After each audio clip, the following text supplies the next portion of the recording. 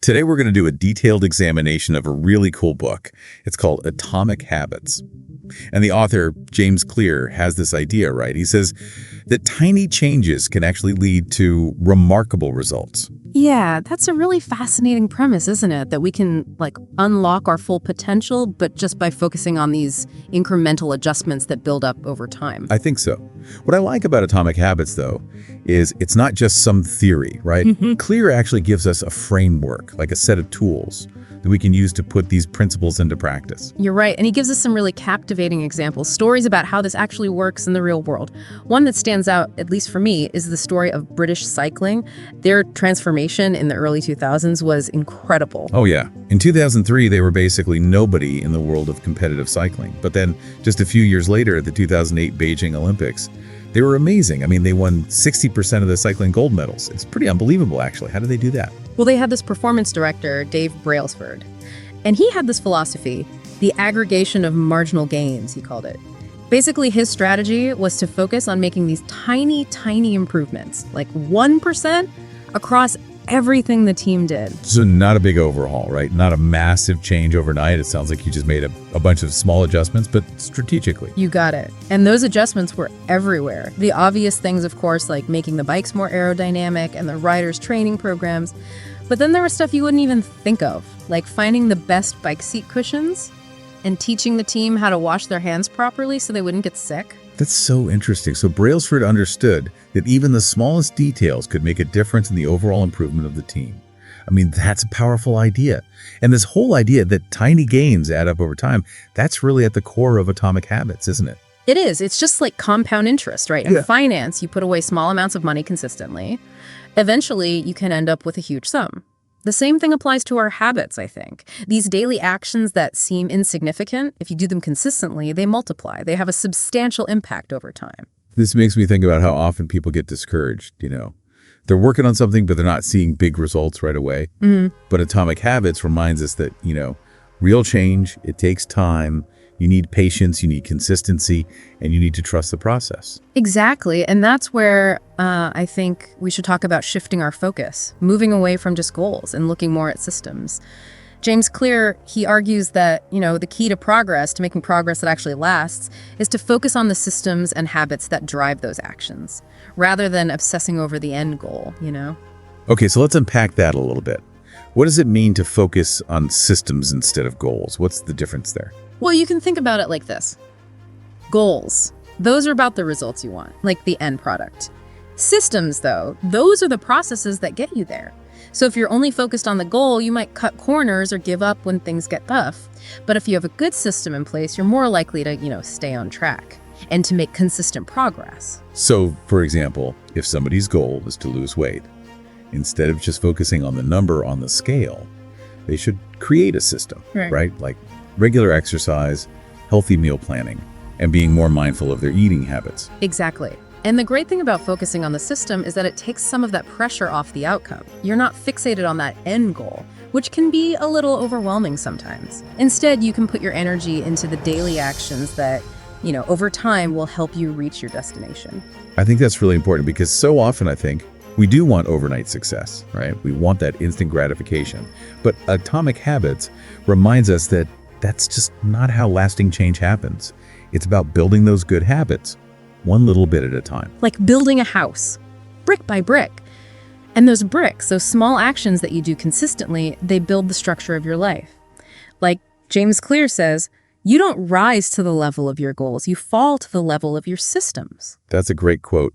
Yeah. And, it brings up the question, how do we build these systems, these habits? How do we make those changes that help us get where we want to go? And I know Atomic Habits has a very specific framework for doing just that, the 4 laws of behavior change. Exactly. It's a simple set of rules, but they're powerful. They help you make the habits you want more appealing and the ones you don't want, well, less so.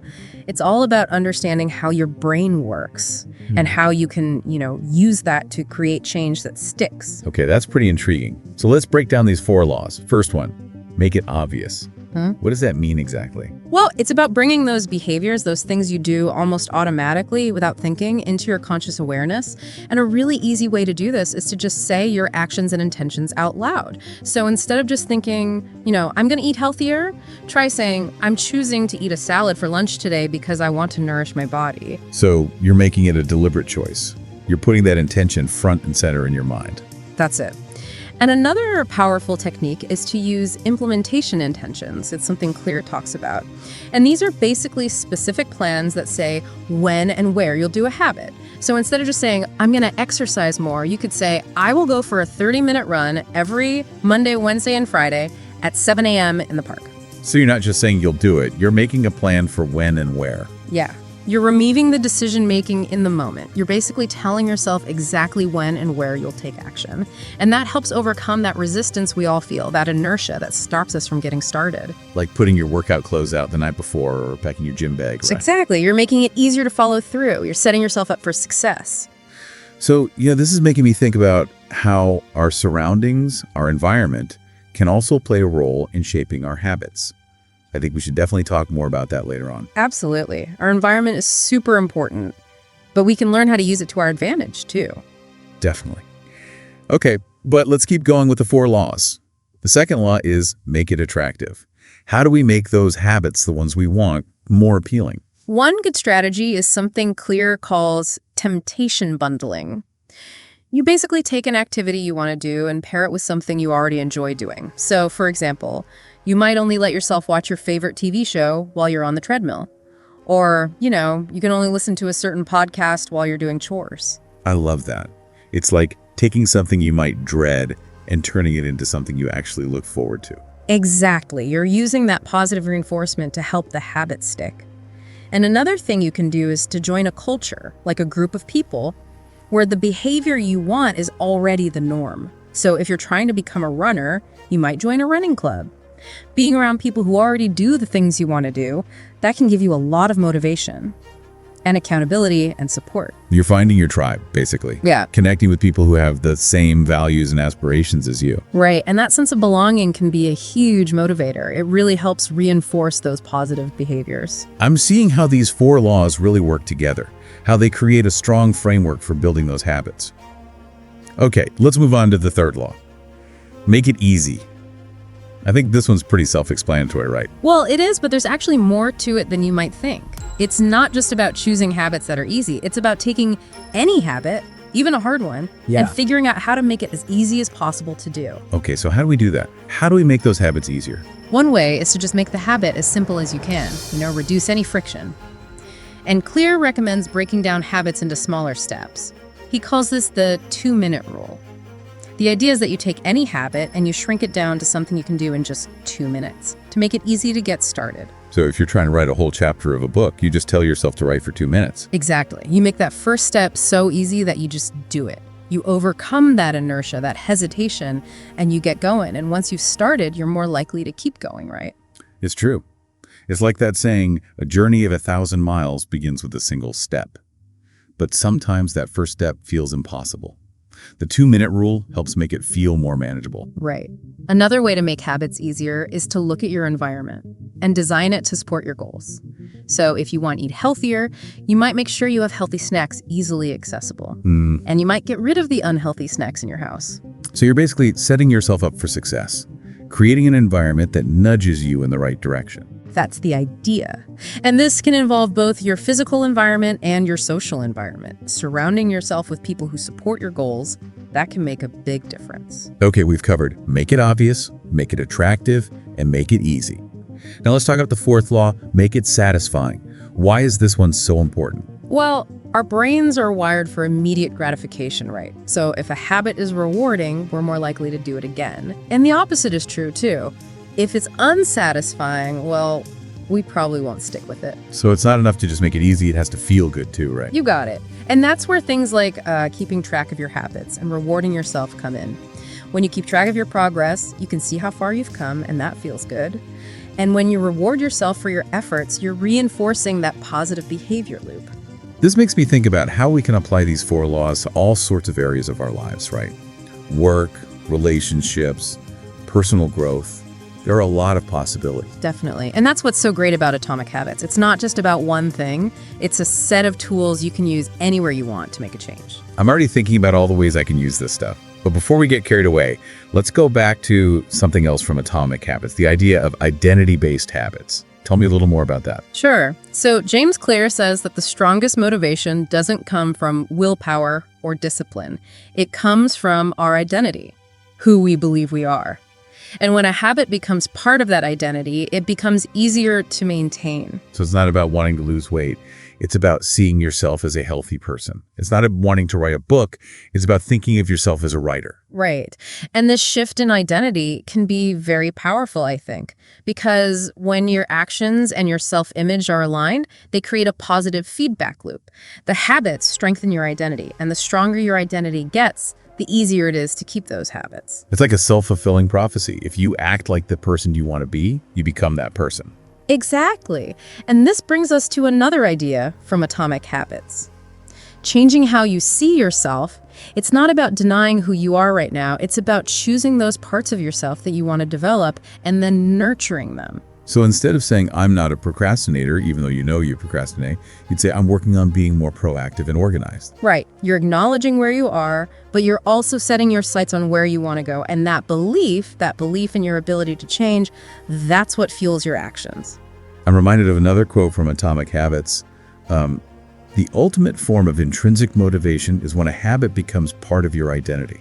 Such a good quote. It shows how powerful our self-image can be and how much it influences what we do. Absolutely. This has been such a great discussion about Atomic Habits. We've covered a lot, but I feel like we've only just scratched the surface. I agree. We've laid a good foundation, but there's so much more to explore. We haven't even gotten to the importance of environment or habit stacking or, celebrating those small wins or how to make bad habits less appealing. We'll definitely be getting into all of that and more in the next parts of our detailed examination. Welcome back to our detailed examination of Atomic Habits. Last time, we were talking about something pretty interesting, right? The idea of using tiny gains, but not just for ourselves. What if we use them for bigger things, like systems or whole communities? Yeah, it's a big idea. It makes you think, doesn't it? What if those small changes, when a lot of people are making them, could actually lead to some pretty big progress? Exactly. Like, imagine a company where everybody, all the employees, decided to make one small improvement in how they do their work each week. Just one little thing. Think about what could happen over time. I bet it would make them a lot more efficient, right? More productive, maybe even more innovative. And I bet the same thing could happen in, like, a neighborhood or a community. Right. Think about it. What if everyone who lived in a neighborhood decided to do one small act of kindness every day? Something simple, like holding the door open for someone or picking up trash in the park or checking in on an elderly neighbor. Those things, they don't seem like much on their own, right? But if everybody's doing them all the time, it could really change the whole feel of the community. Oh, absolutely. People would feel more connected, right? Like they belong. Yeah. And it would create a more supportive environment, I think, for everyone. This makes me think about all the big movements for social change. They often start with just a few people who are really passionate and have this idea for how to make things better. And they just keep doing these small things, spreading the word, getting other people involved, and eventually they build up enough momentum to really make a difference. Think about the civil rights movement, the environmental movement, or, the movement for LGBTQ plus rights. They all started small, right? Just a few people taking small steps and refusing to give up. And those little steps, those acts of courage, when they all add up, they can change the world. It's amazing to think about, how the things we do when we all work together can have such a huge impact. It really shows you what people can do, right? Yeah. We're not just bystanders. We can choose to make things better, to actually shape the future through what we choose to do. That's really inspiring. But I have to admit, it can be hard to stay motivated sometimes when you're just focusing on these small gains, It can feel like you're not really making a difference. Yeah, I get that. But I think it's important to remember that progress, real progress, it's usually not a straight line. There are going to be times when you feel like you're moving backwards. There will be setbacks, times when you feel stuck, times when you have doubts. It's normal. So how do we keep going when that happens? How do we keep believing in those small changes when it feels like they're taking forever to make a difference? One thing you can do is to focus on the process, not just the result, Enjoy the journey. Celebrate those small wins along the way, even if they seem tiny. So find the joy in doing the work, right? And recognize that every step you take, even a small one, is a step in the right direction. Right. And another thing, and I think this is really important, is to find people who support you. Build a community. Connect with people who share your goals and values. They can really help, especially when you're having a tough time. It's like having a team, right? A team of cheerleaders who are there to encourage you and remind you why you're doing this in the first place. And they help you get back on track if you stumble. Exactly. And don't forget, you don't have to figure all this out on your own. There are resources out there to help you. Books, articles, communities. Yeah, like Atomic Habits. Yeah. It's full of advice that you can actually use, so no matter what area of your life you're working on. It's a really valuable tool for anyone who wants to make positive changes and to see what they're truly capable of achieving. Okay, so we've been talking about how to apply the ideas from Atomic Habits, not just to our own lives, but to bigger systems and communities. And we've seen how small, consistent actions, when enough people are doing them over time, can lead to some really big positive changes. Changes that go way beyond just ourselves. And we've talked about how to stay motivated, how to celebrate those small wins, and how important it is to find a supportive community. But there's still more to learn. When we come back for part 3 of our detailed examination of Atomic Habits, we'll dive into something really important: mindset. How the way we think about things can really help or hinder our ability to build those good habits. We'll talk about how our beliefs and our attitudes can actually help us create lasting change. And we'll talk about how to be kind to ourselves, how to forgive ourselves when things don't go perfectly. Because they won't, right? Right. Until then, keep making those small changes and keep being awesome. Welcome back to our detailed examination of Atomic Habits. We've been talking about some really practical stuff, how to actually build those better habits. But now I think it's time to talk about mindset. I think that's really important, no matter what you're trying to achieve in life. Oh, absolutely. I totally agree. The way we think about things, our beliefs, our attitudes, it all plays a huge role in how we act and what we end up accomplishing. It's the foundation, really, for all those habits we're trying to build.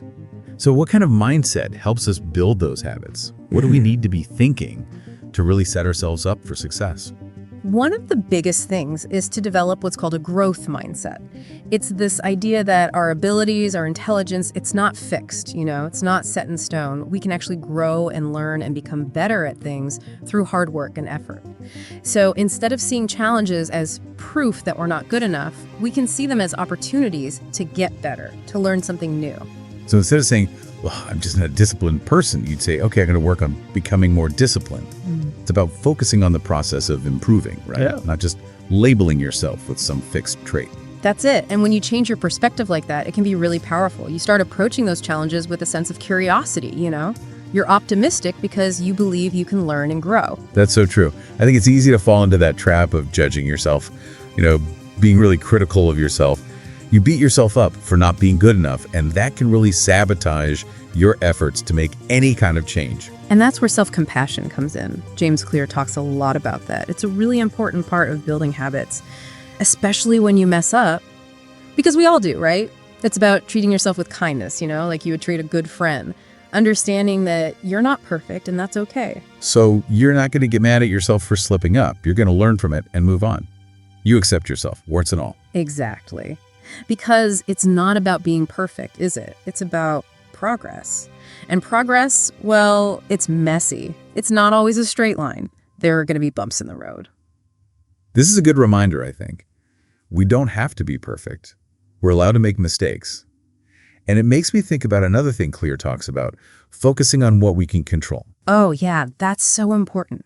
It's easy to waste time worrying about things we have absolutely no power over. The weather, traffic, what other people think. But real power comes from focusing on the things we can change. Our actions, our thoughts, how we respond to things. So instead of getting stressed out because your flight is delayed, you might use that time to get some work done, or read a book, or, meditate or something. All right. You shift your attention from the stuff you can't do anything about to the stuff you can. And that's where systems are really helpful. When you build systems that support the behaviors you want, you're basically taking control, right? You're setting yourself up for success. It's like you're giving yourself a roadmap, some guidelines to help you navigate those tough situations and avoid those temptations that can derail you. That's a great way to put it. And it brings us to another important part of mindset. Having a plan for when those obstacles pop up. Because they will, right? We talked about setting ourselves up for success, but we also need to be prepared for those inevitable setbacks and challenges. So what do we do when those challenges show up? How do we handle them? Well, one thing you can do is try to anticipate them. Think about what might get in your way and then make a plan for how you're going to deal with it. So, for example, let's say, you tend to overeat at parties. Well, you could decide ahead of time that you'll only eat from your own plate, and maybe you'll limit yourself to just one dessert. You're taking the decision-making out of the moment when it's harder to resist. That's right. And it can also be helpful to have a good support system, people you can turn to. Surround yourself with people who encourage you, who hold you accountable, and who will help you get back on track if you need to. Like having a team of cheerleaders and coaches. Yeah. Right. They're there to remind you of your strengths, they celebrate your wins with you, and they give you a hand if you fall. Exactly. And remember, every time you have a setback, every time you run into an obstacle, it's a chance to learn and grow. It's not a failure.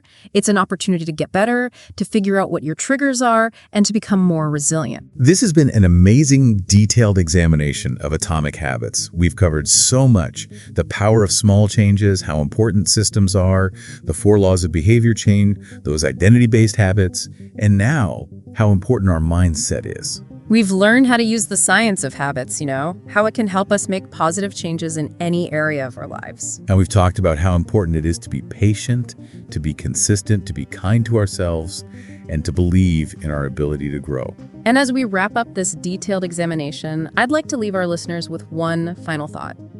We've talked a lot about how our individual habits can make a difference. But imagine if we took this idea further. What if a whole community, a city, a country, even the whole world decided to embrace this idea of making small, consistent changes? It's an incredible thought, isn't it?